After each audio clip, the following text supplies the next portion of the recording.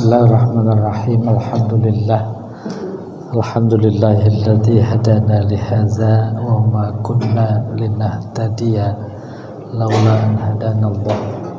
Asyhadu an la ilaha illallah wahdahu la syarika lah wa asyhadu anna Muhammadan abduhu wa rasuluh. Allahumma shalli wa sallim ala sayyidina Muhammadin wa ala alihi wa ashabihi والتابعين له وتابعين لهم بإحسان إلى يوم الدين. رب اشرح لي صدري ويسر لي أمري واحلل عقدة من لساني يفقه قولي. سبحانك لا علم لنا إلا ما علمتنا إنك أنت العليم الحكيم. Puji syukur kehadirat Allah diberi kesempatan bertemu dengan paginya yang segar, diberi kesempatan bertemu dengan subuhnya, bertemu dengan jamaahnya, bertemu dengan iktikafnya. Tak ada harapan lain, mudah-mudahan semua ini menjadi ungkapan rasa syukur atas semua nikmat yang diberikan kepada kita. Bahkan lebih dari itu, mudah-mudahan semua ini menjadi tambahan bekal kita saat kita ketemu. Yakin seyakin-yakinnya kita berada dalam amal soleh. Amal soleh jembatan, media untuk kita ketemu dengannya. Allah berfirman, faman kana yarju liqa'a rabbih falyamal amalan shalihan wa la yusyrik bi ibadati rabbih ahada. Siapa mau bertemu dengan Tuhannya, hendaklah dia beramal saleh. Amal saleh adalah pertemuan dengan jamaah subuh yang dimuliakan Allah. Tema kita an-nahyu anit tamaim. Tamaim artinya jimat. Nah, dia bentuk jamak dari tamimah. Tamimah kata dasarnya sama dengan tamun, sempurna. Apa itu kalau dicoba diformulasikan jimat?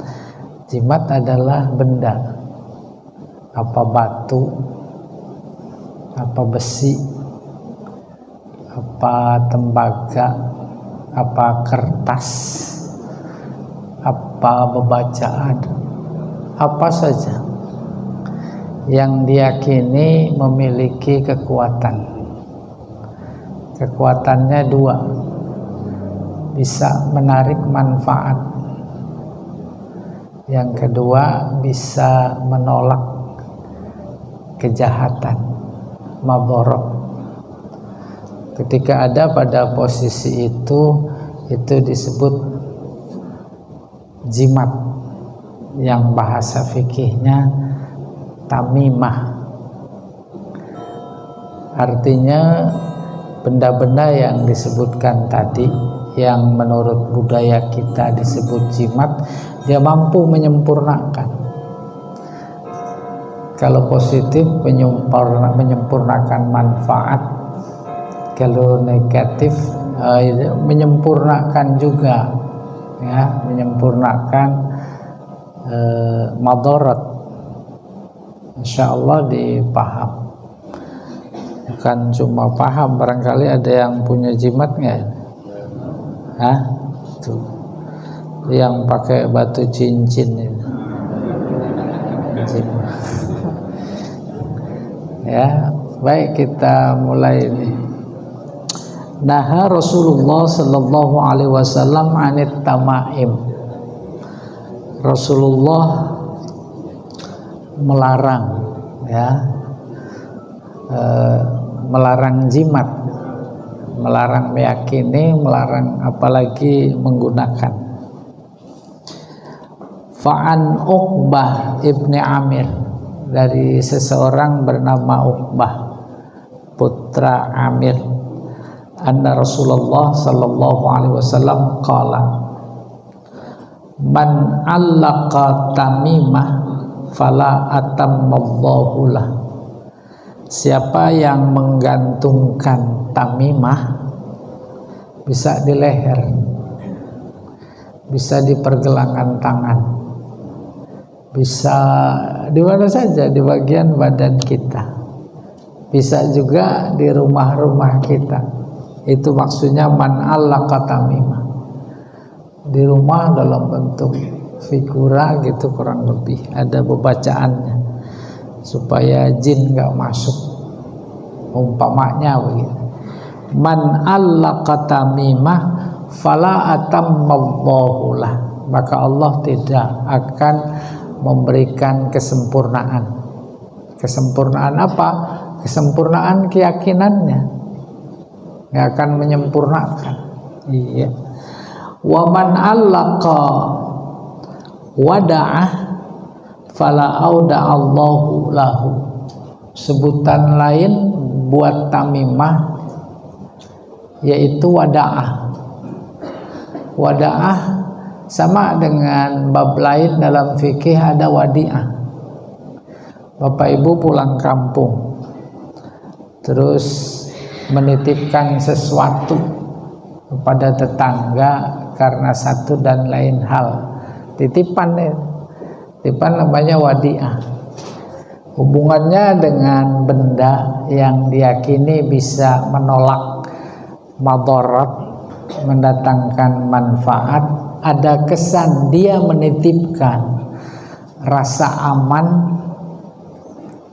kepada benda, maka dalam konteks itu disebut wada'ah. Sama dengan wadi'ah. Saya ulang baca. Man allaqa tamimah fala atammallahu lah, wa man allaqa wada'ah sama, fala auda'allahu lah, maka Allah tidak akan menitipkan apa? Menitipkan keyakinannya, ya, tidak. Rawahu Ahmad wal Hakim wa qala sahih. Wat tamimah hiyal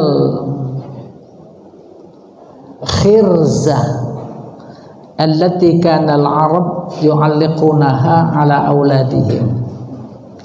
Tamimah adalah penjagaan, khirzah, penjagaan yang biasa bangsa Arab menggantungkannya pada anak-anak mereka. Yamna'una biha al-ain fi za'mihim, di mana menurut keyakinan mereka pada saat itu jimat yang digantungkan pada si anak itu bisa mencegah. Ain itu sihir. Sebab di kalangan bangsa Arab sebelum Islam memang budaya Bani Israel yang terkenal dengan sihirnya masih begitu lekat. Bukan cuma bangsa Arab pada saat itu, bangsa Indonesia juga begitu. Ya, sekarang bisa jadi akan datang. Iya. Maka kemudian keyakinan itu melanda pikiran sementara orang, membuatnya mencari gantungan. Maka disebutnya menggantungkan, mencari pegangan untuk berlindung. Muncul ya yang kita kenal namanya jimat. Fa'abtalahul Islam wa naha anhu, maka Islam kemudian membatalkan dan melarangnya. Iya, larangnya keras. Apa sebab?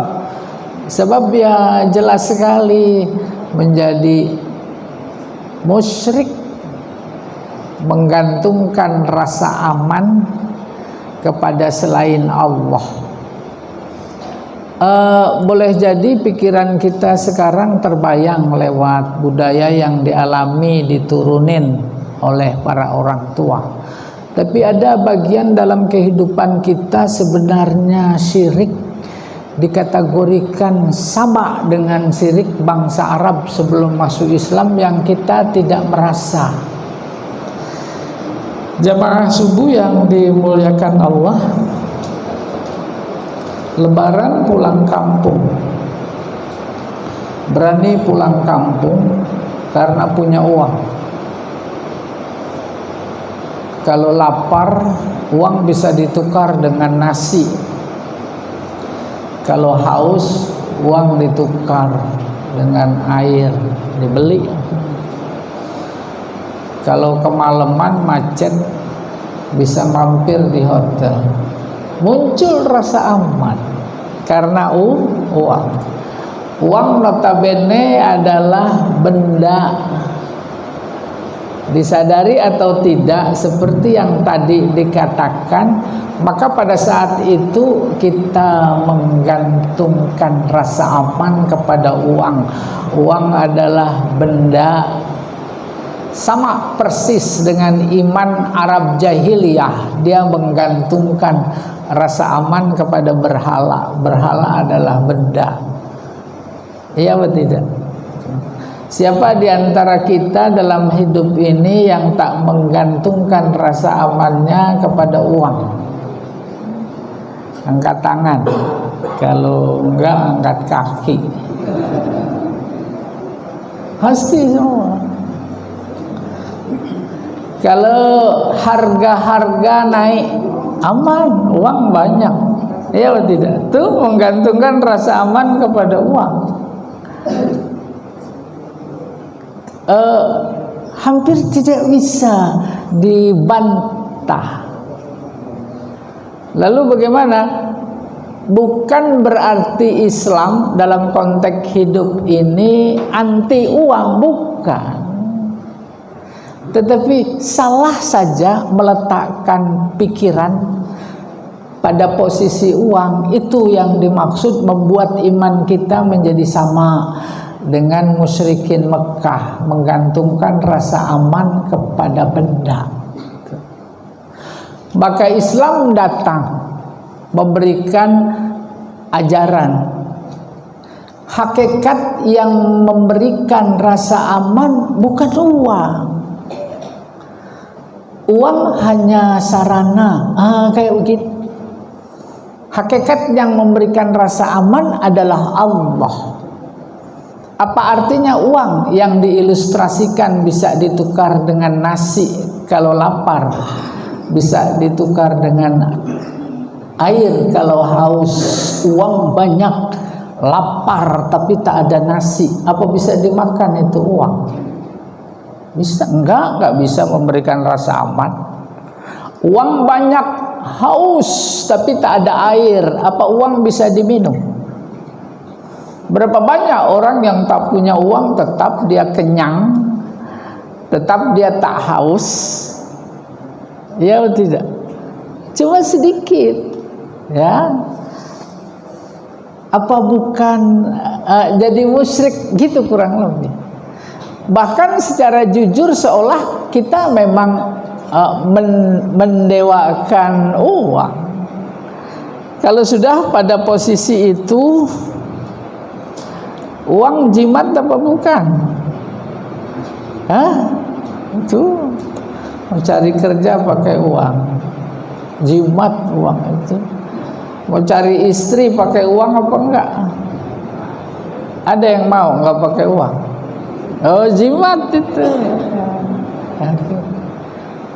Luar biasa. Oke, kita teruskan. Yang kedua, Adi bin Mas'ud radhiyallahu anhu annahu dakhala ala imra'atihi wa fi unuqiha syai'un ma'qudun fajazabahu faqata'ahu summa qala. Dari Ibnu Mas'ud radhiyallahu anhu, semoga Allah meridhoinya, dia masuk ke rumah istrinya, pulang maksudnya. Wa fi unuqiha, di leher istrinya ada sesuatu yang melingkar, iketan, kalung, fajazabahu, ditarik, dibuka, faqata'ahu, pakai dipotong, digunting. Lalu dia berkata, laqad asbaha alu Abdillah aghnia, keluarga Abdullah, ya dari nenek moyangnya bernama Abdullah, keturunan kita gitu kurang lebih. Aghnia, aghnia kaya.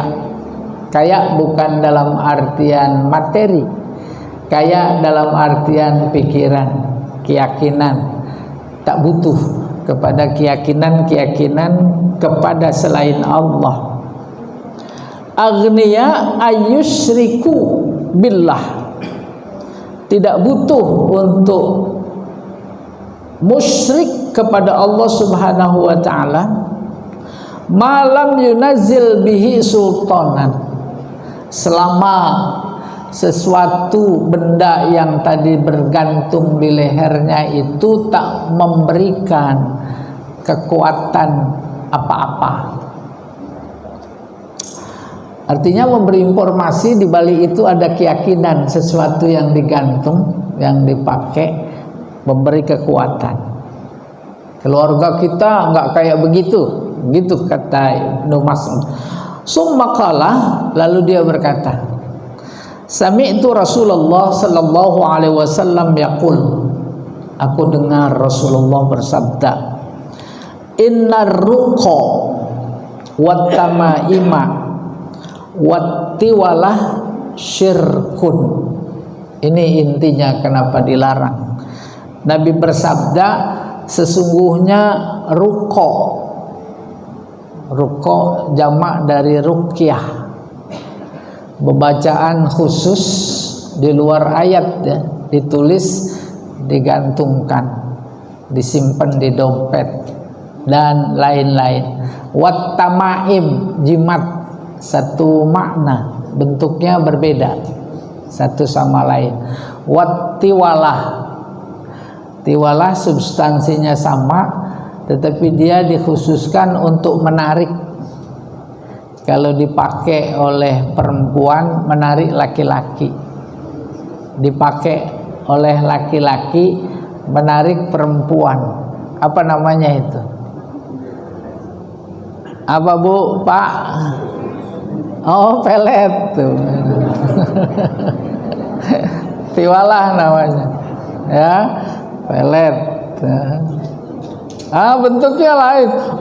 Ada bentuknya emas ditanam. Ditanam di mana itu? Di muka, di bagian tuh. Kan mengerikan sekali. Mengerikan sekali. Iya, itu syirik. Atas dasar itulah maka Nabi jelas-jelas melarang ya. Qalu, mereka berkata, ya Aba Abdillah, hadhihi tamaim warruqa qad arafnaha famat tiwalah. Mereka orang-orang yang di sekitar Abdullah bin Mas'ud ini bertanya, jimat, ruqyah kami sudah tahu. Famat tiwalah, apa itu tiwalah? Qala syai'un yasna'uhun nisa yatahabbabna ila azwajihinna. Apa tiwalah?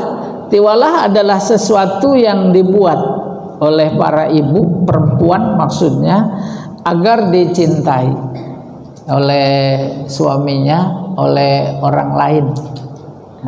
Tadi sudah disebutkan. Rawahu Al-Hakim wa Ibnu Hibban wa Shahhahah. Hadis ini diriwayatkan oleh Imam Hakim, Ibnu Hibban dan sahih. Ya. Ada dua hadis lagi kita teruskan baru kemudian kita berinteraksi ya. 3. Wa an Imran ibni Hassin anna Rasulullah sallallahu alaihi wasallam absara ala adudi rijlih rajulin halaqatan arahu. Dari Imran putra Hasin bahwa Rasulullah sallallahu alaihi wasallam absara, ngelihat, ya, di pergelangan seseorang ada gelang yang sengaja ditunjukkan agar orang lain ngelihat. Qala man safar faqala waihak ma hazihi, bukan man, min sifr, terbuat dari apa itu? Dari tembaga. Maka Rasulullah berkata, waihak, celaka, ma hazihi, apaan ini? Qala minal wahinah. Wahina istilah yang dia bisa mengusir kehinaan. Apa kira-kira dalam budaya kita ya? Orang melihatnya menjadi terhormat, menjadi mulia, bisa menyingkirkan kehinaan, maka diistilahkan wahina. Qala ama innaha la tazidu illa wahnan. Maka Nabi bersabda, tidak sekali-kali bisa menambahkan apa-apa kecuali kehinaan. Ambidha anka, buang. Fa innaka law mitta wa hiya 'alaika, sebab kalau engkau mati, jimat itu yang digantungkan tadi masih berada pada engkau, maaflah tak abada, engkau tidak akan mendapatkan keberuntungan. Beruntungan ya yang paling dahsyat, keberuntungan di akhirat. Wal wahinah irkun yu'khazu fil mankib wa fil yad kulliha. Wahinah adalah benda yang diletakkan di pundak atau di tangan. Maksudnya di bagian tubuh kita apa saja. Waqila marad yu'khazu fil adud wa qad allaqar rajulu halaqatan min nuhas. Atau dalam paham lain, wahinah adalah sesuatu yang diletakkan di pergelangan atau di kaki seseorang, dilingkarkan dan terbuat dari nuhas, tembaga. Zannan minhu annahu ta'simuhu minal alam. Mereka meyakini bahwa hal itu bisa menghindari dari bahaya. Fanahahu Rasul sallallahu alaihi wasallam. Kemudian Rasulullah melarang. Wa'addaha minat tamaim, dan dianggap sebagai bagian dari tamimah, jimat. Insyaallah dipaham apa saja, ya, apa saja yang diyakini bisa mengambil manfaat dan bisa menghindar dari madarat. Yang terakhir 4, Warwa Abu Daud an Isa ibni Hamzah. Hadis diriwayatkan oleh Imam Abu Daud dari Isa putra Hamzah. Qala, dia berkata, Isa putra Hamzah berkata, dakhartu ala Abdullah ibn Hakim wa bihi Hamzah. Aku masuk ke rumah Abdullah bin Hakim, di sana ada Hamzah. Faqultu ala ta'liqu tamimah, kenapa engkau di rumah ini enggak pakai tamimah? Faqala na'udzubillahi min dzalik, aku mohon perlindungan kepada Allah dari hal itu. Qala Rasulullah sallallahu alaihi wasallam, sebab Rasulullah bersabda, man allaqa syai'an wakila ilaihi, Barang siapa yang menggantungkan sesuatu di rumahnya sebagai jimat, wukila ilaihi, maka dia diwakilkan dirinya kepadanya. Udah kebayang? Pokoknya kita gantung di rumah bacaan, bukan ayat, bukan hadis ya. Nanti terkait ayat dan hadis lain lagi. Lalu meyakini dia benda itu bisa memberi manfaat atau menolak bahaya, maka yang menggantungkan itu diwakilkan oleh Allah untuk memberikan nasibnya kepada benda yang digantungnya itu atas dasar keyakinannya. Ini yang bisa sama kita bacakan. Baru berikutnya terkait dengan kalau jimatnya itu berupa doa dari Al-Quran atau hadis. Sementara barangkali ada sisa waktu yang bisa kita berdiskusi, dipersilahkan. Nah yuk, silahkan ada yang ingin bertanya. Sebelah kiri, sebelah kanan. Ayo. Ibu-ibu itu ada. Itu ibu-ibu ada.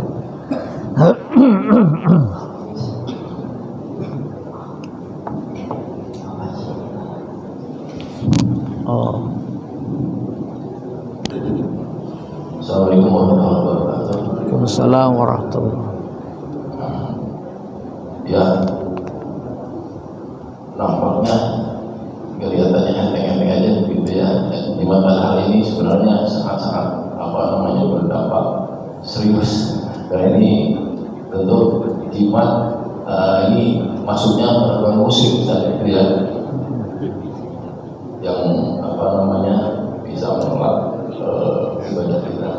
Nah, saya mau menanyakan tadi misalnya mengkonsumsi pada uang misalnya, apakah itu sama dengan benda-benda yang memang kalau benda-benda kan kita mempercayai, seseorang mempercayai pada benda itu memang bisa menentukan, bisa mempengaruhi gitu ya.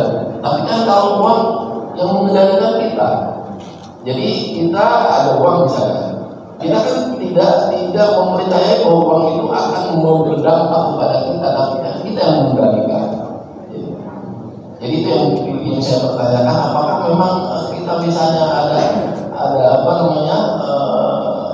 tadi memakan uang, bahwa uang itu bisa bereaksi gitu kan, dengan kita menggantungkan kepada uang. Padahal kan uang itu tidak mempengaruhi kepada kita, tapi kita yang mengendalikan. Beda dengan yang jimat. Kalau jimat kan seseorang mempercayai seolah benda itu mempengaruhi kita. Itu yang saya tanyakan. Tapi kita juga memakan apa bedanya kalau misalnya uang dengan kita misalnya akan bepergian ke suatu tempat yang memang misalnya ada begal atau bagaimana. Nah, kita membawa teman.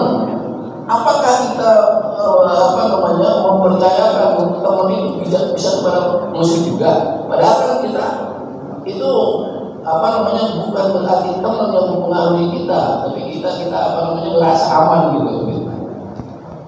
Hanya itu mungkin.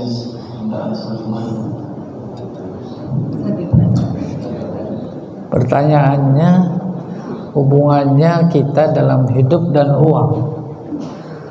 Uang mengendalikan kita, apa kita mengendalikan uang? Itu masalahnya. Sejauh kita yang mengendalikan uang, dalam artian kalau uang memberi rasa aman, hakikatnya yang memberi rasa aman adalah Allah, itu namanya kita mengendalikan uang. Udah kebayang? Nggak ada masalah gitu. Tetapi fenomena yang ada secara lebih luas, bukan kita sebagai individu saja, umpamanya berapa banyak orang yang sikap hidupnya dikendalikan oleh uang. Oh, banyak hal. Ya, betul tidak? Bahkan itu yang melanda sebagai puncak berpikir materialistis Bani Israel. Apa itu? Segala sesuatu yang ada bisa diselesaikan dengan uang. Soal hukum, soal apa saja beres dengan uang. Itu kan namanya dikendalikan dengan uang.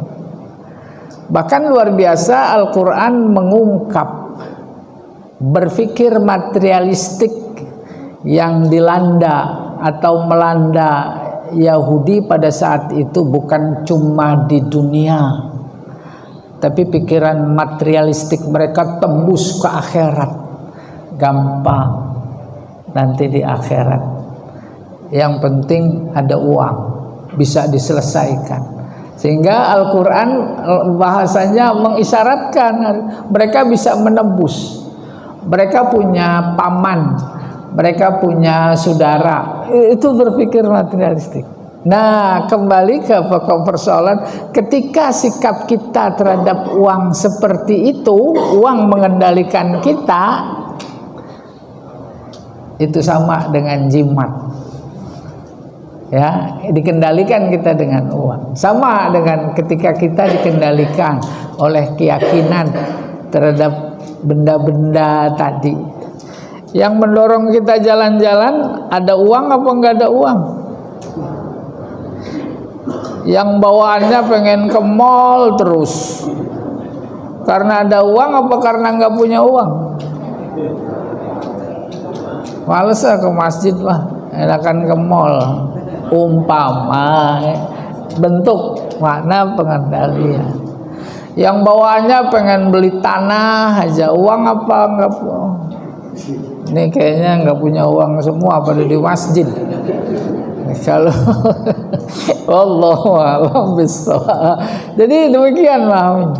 Maka ketika itu mengendalikan, disadari atau tidak, diakui atau tidak, itu kan bagian dari keyakinan. Dalam ilustrasi ini uang. Persis ketika bangsa Arab yang budaya hidupnya berdagang, sebelum berangkat ke Syam atau ke Syria, mereka mempersembahkan dulu korban kepada berhala-berhala mereka. Setelah mereka sembahkan korban kepada berhala, muncul rasa tenang dalam perjalanannya dan sampai pulang lalu mereka sembahkan lagi itu. Apa maknanya? Menggantungkan rasa aman kepada berhala, menggantungkan rasa aman dalam hidup ini kepada uang, dalam pengertian yang tadi. Itu yang dimaksud oleh seorang penulis, harus diwaspadai gitu ya. Wallahu a'lam bishawab.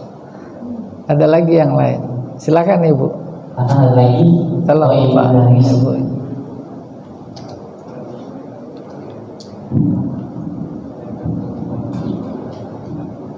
Assalamualaikum warahmatullahi wabarakatuh. Ustaz, ingin tanya, nenek moyang kita, nenek-nenek yang dulu-dulu, saya sering melihat sakitnya lama sekali. Terus banyak kerabat yang bilang bahwa beliau punya pegangan, entah apa itu pegangan, saya nggak ngerti. Lalu anak cucu atau kerabat ini apa yang mesti dilakukan, Ustaz? Itu aja, terima kasih. Ini gimana nih, kalau saya jawab ntar saya dikira dukun.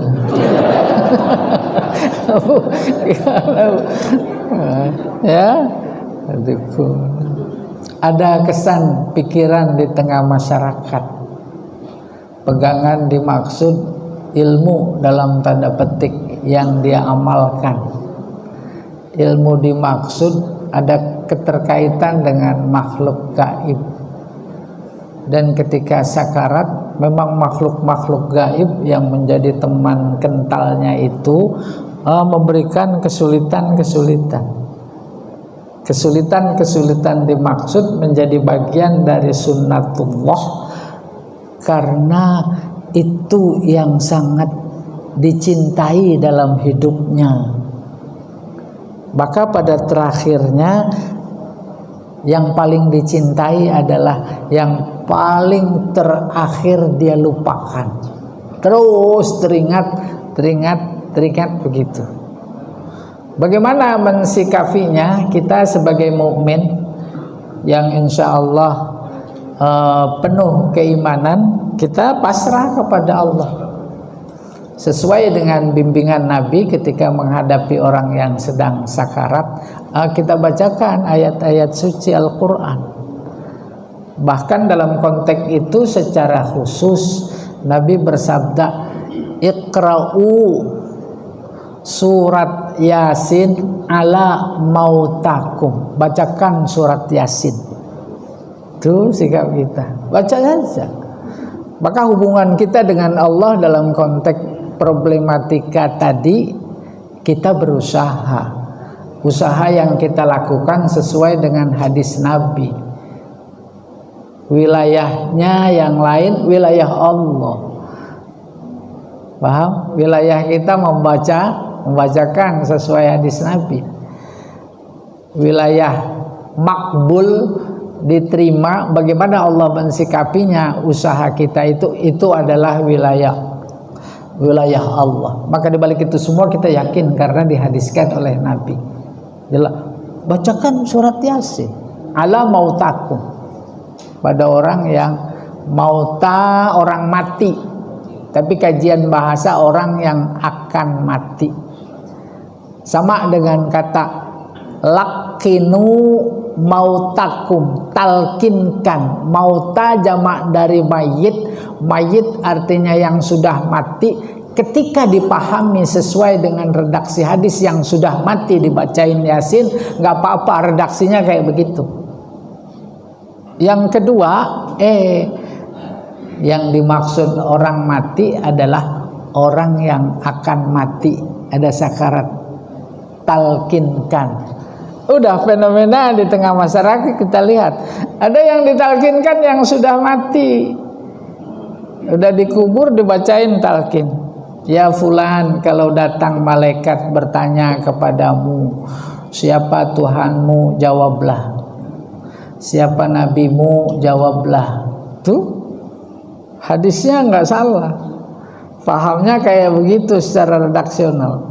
Tapi ada yang kelompok saudara-saudara kita bukan begitu memahaminya, nggak salah juga, yaitu ketika sedang sakarat ditalkinkan. Kembali kepada yang tadi, Iqra'u surat Yasin ala mautakum. Apapun keadaannya, bacakan surat Yasin. Yang disebut surat Yasin maksudnya surat apa saja, kan yang penting Al-Quran. Cuma ditekankan oleh Nabi surat Yasin. Wallahu a'lam bishawab. Jadi begitu. Ayo, ada yang mau dibacain surat Yasin enggak? Silakan. Ustaz, apakah itu ilmunya bisa diturunkan ke cucunya itu atau enggak ya? Jadi yang dibawa programannya itu kira-kira bisa menurun ke cucunya atau apa gitu ya? Takut saya. Makasih. Jadi ilmu ada dua. Ilmu yang bersifat akademik yang diperoleh lewat sekolah. Ada ilmu yang diperoleh lewat bukan sekolah.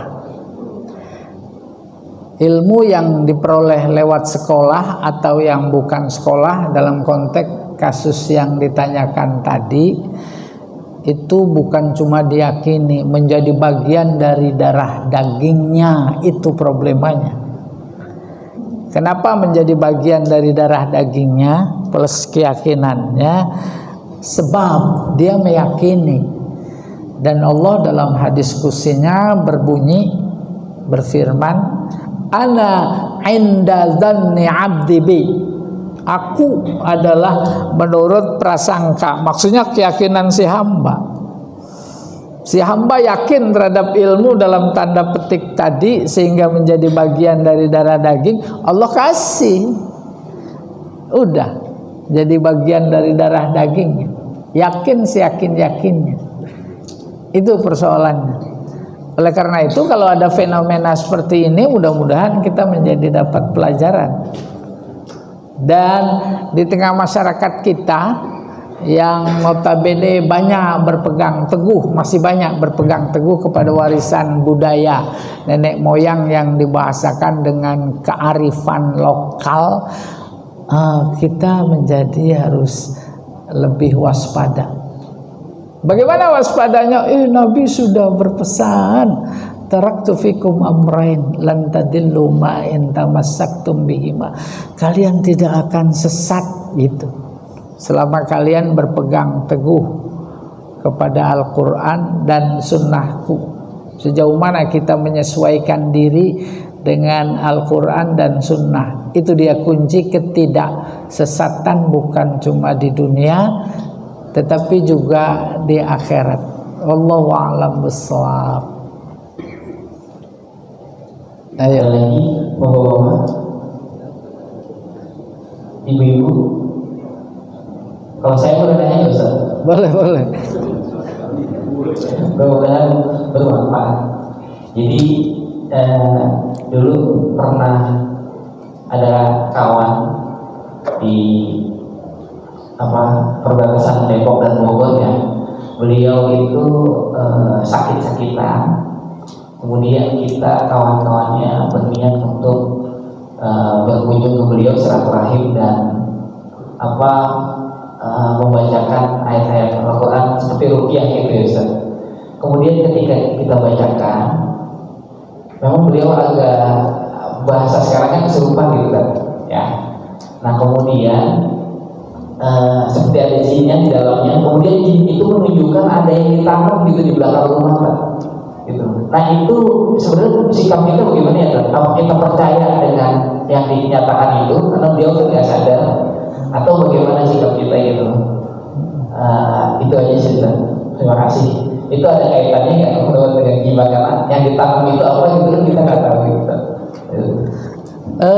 Saya pernah baca buku kebetulan, At-Tadawi bil ayat Al-Qur'aniyah, berobat dengan ayat-ayat Al-Quran. Yang paling saya ingat terkait berobat adalah penyakitnya maksudnya tadi penyakit kemasukan jin ya. Terlepas persoalan kontroversi ini, ada yang percaya ada yang tidak. Andai kata posisi kita pada percaya dengan fenomena tadi, apa kata buku tadi? Baca Al-Fatihah. Kenapa? Di sana ada Rabbul Alamin. Rabb artinya yang memelihara, yang menciptakan, yang menguasai alam semesta. Alam semesta pertama alam malaikat, kedua alam jin, alam manusia, alam tetumbuhan, alam binatang, alam benda-benda. Itu maksudnya Rabbul Alamin. Kedua, baca Rabbil Falak, Al-Falak. Rabb artinya Tuhan, Falak artinya waktu sebelum subuh. Waktu sebelum subuh itu falak namanya. Yang punya falak siapa? Robnya Allah. Baca itu. Dan kata buku itu bahwa operasinya jin, santetkah apa itu pada waktu falak. Yang punya falak adalah Allah. Titipkan dirimu kepada yang punya falak. Lalu jin adalah digunakan oleh manusia-manusia. Yang nyantet manusia, yang disantet manusia, yang minta nyantet juga manusia. Siapa Tuhan manusia? Tuh disebut Rabbin Nas. Rabbin Nas. Oleh karena itu semua aspek yang membuat kita menjadi seperti tadi yang ditanyakan, yang punya menguasai adalah Rabb. Pertama Rabbul Alamin, kedua Rabbil Falak, yang ketiga Rabbin Nas. Kata Rasulullah, mau tidur baca. Maka maknanya kita menitipkan rasa aman kepada Rabb yang punya alamin, yang punya falak, yang punya An-Nas. Aman apa tidak? Aman, enak. Rasa aman itu akibat baca tadi. Kembali ke persoalan, kita baca itu. Ya, kita baca dengan konsentrasi sesuai yang apa kita rasakan, kita hadapi, kita komunikasikan dengan Allah, kan menjadi terhindar dari menggantungkan segala kekuatan kepada selain Allah. Wallahu a'lam bissawab. Ayo, ada yang mau kemasukan jin nggak? Tes ya. Jadi kita jangan percaya sama jin itu. Oh iya, dia jangan percaya. Dipercaya dia berhasil, ore dia teriak, ore nurut. Dan kasus seperti itu luar biasa sebagai bentuk dari godaan. Tanya lagi Pak Ustaz. Iya. Assalamualaikum warahmatullahi wabarakatuh. Waalaikumsalam warahmatullahi wabarakatuh. Tadi dikatakan masalah uang, artinya kita manusia itu butuh uang. Bagaimana dengan hadis yang berbunyi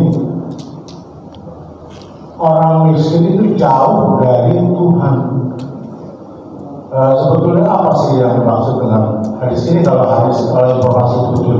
Terima kasih. Karena kaitannya dengan uang juga. Iya, berarti mengindikasikan Tuhannya adalah uang. Dia miskin, nggak punya uang, jadinya jauh sama Tuhan. Kalau saya memahaminya itu, orang miskin jauh dari Tuhan. Paham? Orang miskin punya uang apa enggak? Enggak punya. Saya tidak mengkaji itu hadis apa bukan, tapi dari isi ungkapan tadi, orang miskin jauh dari Tuhan. Orang miskin punya uang apa enggak? Enggak, uangnya jauh. Oh, jadi dia bertuhan kepada uang. Padahal miskin itu menambah kedekatan kepada Allah. Rajin sholat karena miskin. Iya apa tidak? Coba kalau banyak uang malas sholat. Malas tuh. Maka memang Nabi itu anjurannya miskin lebih bagus, mendekatkan diri kepada Allah. Iya. Jadi nggak identik ya, orang miskin jauh dari Tuhan, nggak identik. Ada lagi yang lain? Kayaknya udah ya. Oh, silakan. Tuh ada nih.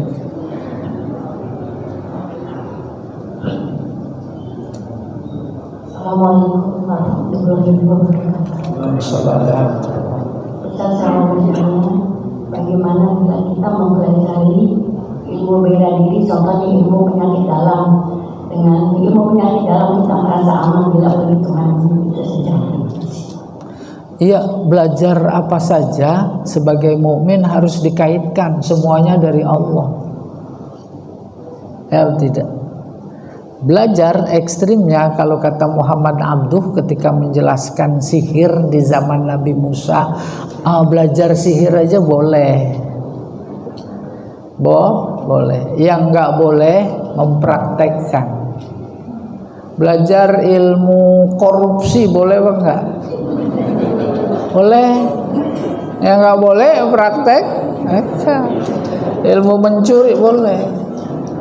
Apalagi tadi ilmu jaga diri. Cuma khawatir antara ketebalan iman menggantungkan segala sesuatu kepada dan dari Allah itu masih tipis. Oh, ilmu yang ininya sudah tinggi, akhirnya menggantungkan kepada ilmu ini tanpa mengkaitkan kepada Allah. Iya. Dan kalau diteruskan lagi, sebenarnya nggak diperlukan ilmu-ilmu untuk menjaga diri. Ketika dekat dengan Allah saja, kita udah otomatis dijaga oleh Allah. Kita jaga sholat, maka sholat menjaga kita. Kita jaga sholat, sholat punya Allah, maka Allah menjaga kita. Emang begitu ayatnya, ya.